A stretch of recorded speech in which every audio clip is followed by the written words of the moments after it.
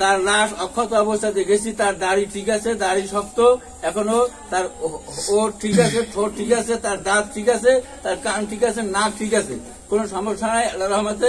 আমার আব্বা সারসিনা দাদা হুজুর রহমাতুল্লাহ মুরিদ ছিলেন এবং বর্তমান মরহুম শাহ মোহাম্মদ মুহিবুল্লাহ রহমাতুল্লাহ সারসিনা দরবার শরীফের মরহুম পীর সাহেব হুজুরের একজন মুরিদ ছিলেন, একনিষ্ঠ মুরিদ।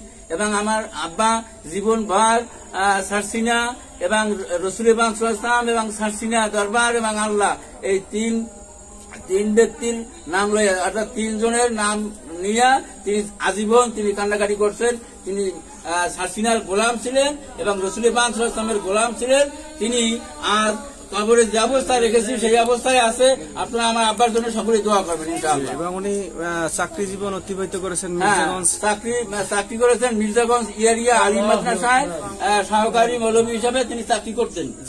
এবং সেই অবস্থায় তিনি রিটায়ার করার পরে তিনি বাড়িতে বসে কিছুদিন পরে ইন্তেকাল করেন।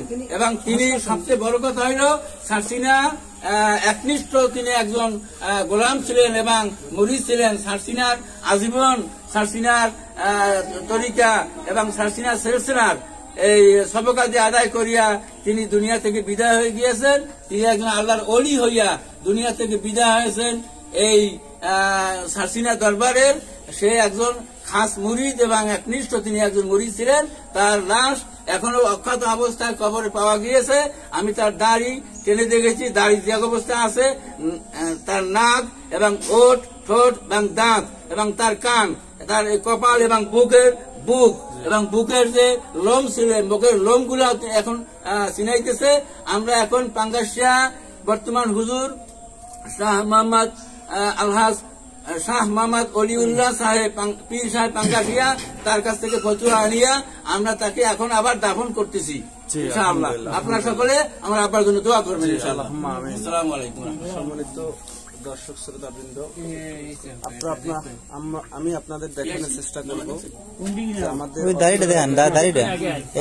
পটুয়াখালী জেলার মির্জাগঞ্জ উপজেলার 2 নং মির্জাগঞ্জ ইউনিয়নের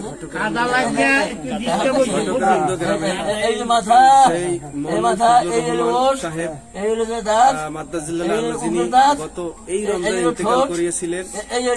আজকে তার কবর ভেঙে যাওয়ায় অক্ষত অবস্থায় আছে সেটা আমরা দেখতে পেলাম।